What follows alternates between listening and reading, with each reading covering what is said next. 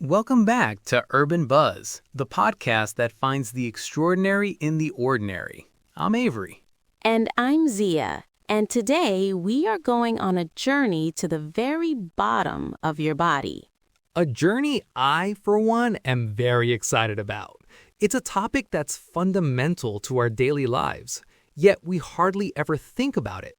We're talking about a part of you that you probably ignore unless you stub it on a coffee table in the middle of the night. That's right. We are thrilled to welcome Dr. Isabel Reed to the show. Dr. Reed is a leading podiatrist and biomechanics researcher with over 20 years of experience helping people get back on their feet, literally. Welcome to Urban Buzz, Dr. Reed. Dr. Reed, let's start with the basics. What makes the big toe so special compared to its four smaller neighbors? That's right. Structurally, it's quite different. While your other four toes each have three small bones, or phalanges, the big toe only has two, but those two bones are much thicker and stronger. This robust structure is crucial for its main job, propulsion. When you take a step, your body weight rolls through your foot from the heel to the ball, and the very last thing to push off the ground is your big toe. Exactly. It provides the final push that propels you forward. In fact, the big toe bears about double the weight of the other four toes combined during this push-off phase. Wow, that's a huge responsibility for such a small part of the body. I'm imagining it as the Hercules of the foot. It is, and this action is part of something called the windlass mechanism. It's a fascinating bit of natural engineering. Think of the main ligament in the arch of your foot, the plantar fascia, like a cable. When you bend your big toe upwards, like you do when you push off the ground, you're essentially winding this cable. This winding action tightens the plantar fascia and raises the arch of the foot, turning it into a very rigid and stable structure. So it's the bending of the toe that creates the stiffness for the push-off? It's a case of quality over quantity. Those two bones are much thicker and stronger. This robust structure is crucial for its main job, propulsion. When you take a step, your body weight rolls through your foot, from the heel to the ball, and the very last thing to push off the ground is your big toe. Precisely. That rigidity turns your foot into a stiff lever, which is perfect for an efficient, powerful push-off. Without that mechanism, our walking and running would be incredibly inefficient, more like a clumsy shuffle. We'd waste a lot of energy. So it's like a tiny springboard. So every single step we take, whether it's walking to the fridge or running a marathon, is powered by this clever little system captained by the big toe. That's incredible. Exactly. It provides the final push that propels you forward. In fact, the big toe bears about double the weight of the other four toes combined during this push-off phase. Okay, so bending the big toe tightens the arch. Precisely. That rigidity turns your foot into a stiff lever, which is perfect for an efficient, powerful push-off. Without that mechanism, our walking and running would be incredibly inefficient, more like a clumsy shuffle. So every single step we take is powered by this clever little system captained by the big toe. That's incredible. Okay, so propulsion is a huge part of its job. But what about when we're just standing still? I feel like we're overlooking its role in just not falling over. You're absolutely right to bring that up. Its role in balance is just as critical. The big toe functions as an anchor, a crucial point of contact that provides stability. Like a tripod? That's a perfect analogy. Your foot stabilizes itself using three main points of contact: the heel, the base of the little toe, and the base of the big toe. That triangle forms a stable base of support. The big toe is constantly making tiny adjustments, gripping the ground to keep your center of gravity balanced. I'm trying to feel it right now, just sitting here. You can feel it engaged with the floor. Right? And here's a fun little experiment for our listeners to try at home. Stand up and try to balance on one foot. Pretty manageable for most people. Okay, I'm doing it. A little wobbly, but I'm up.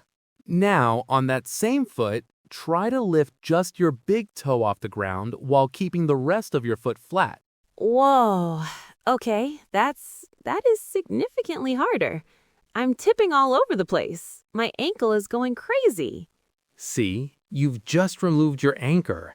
That instability demonstrates just how much work the big toe is doing second by second to keep you upright. It's a huge player in what's called proprioception, the body's awareness of its position in space. It's like a constant feedback loop to your brain. Or centered. Nope, leaning a bit left. Correcting now.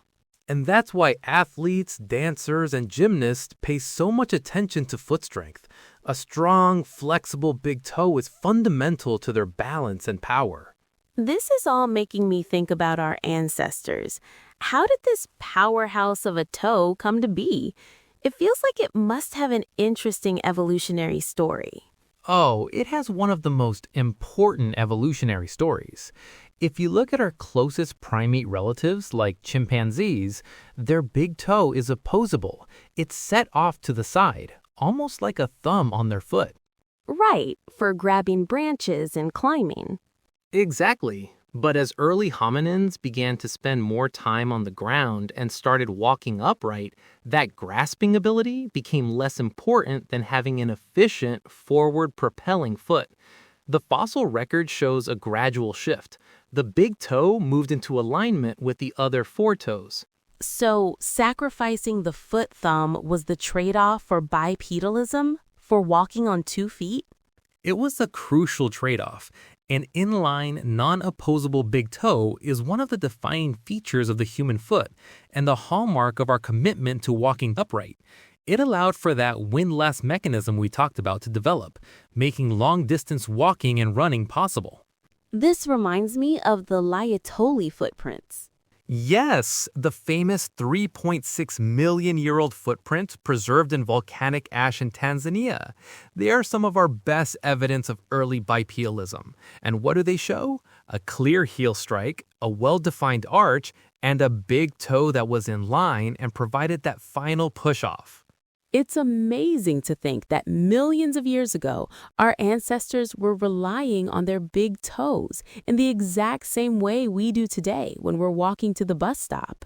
It's a direct link to our evolutionary past. This anatomical shift freed up our hands for tool use, carrying things, and eventually, well, everything that makes us human. And it all hinges on the new job given to the big toe. Okay, given how incredibly important it is, it seems like we should be taking better care of our big toes. But in modern life, we often mistreat them, right? We really do. One of the biggest culprits is footwear. Many modern shoes, especially fashionable ones, have narrow, pointed toe boxes that cram our toes together. And that forces the big toe inwards, towards the other toes. Yup, and over time, that constant pressure can lead to one of the most common big toe problems, a bunion, or hallux valgus. That's the bony lump that can form on the side of the big toe joint. It's not just a cosmetic issue. It can be painful and severely limit the toe's function. Because if the toe is misaligned, it can't push off properly. Exactly. It throws off the entire kinetic chain of your body. Your foot has to compensate, which can lead to problems in your ankle, knee, hip, and even your lower back. What about other issues? I've heard of turf toe in sports. Turf toe is a sprain of the main joint of the big toe. It happens when the toe is forcefully bent upwards, like when an athlete pushes off a hard surface. It's incredibly painful and highlights how much force goes through that one small joint. And then there's gout, the so-called disease of kings. Doesn't that often affect the big toe? It does. Gout is a form of inflammatory arthritis caused by a buildup of uric acid crystals, and for reasons that aren't fully understood, it has a particular fondness for the big toe joint. It causes intense pain, swelling, and redness.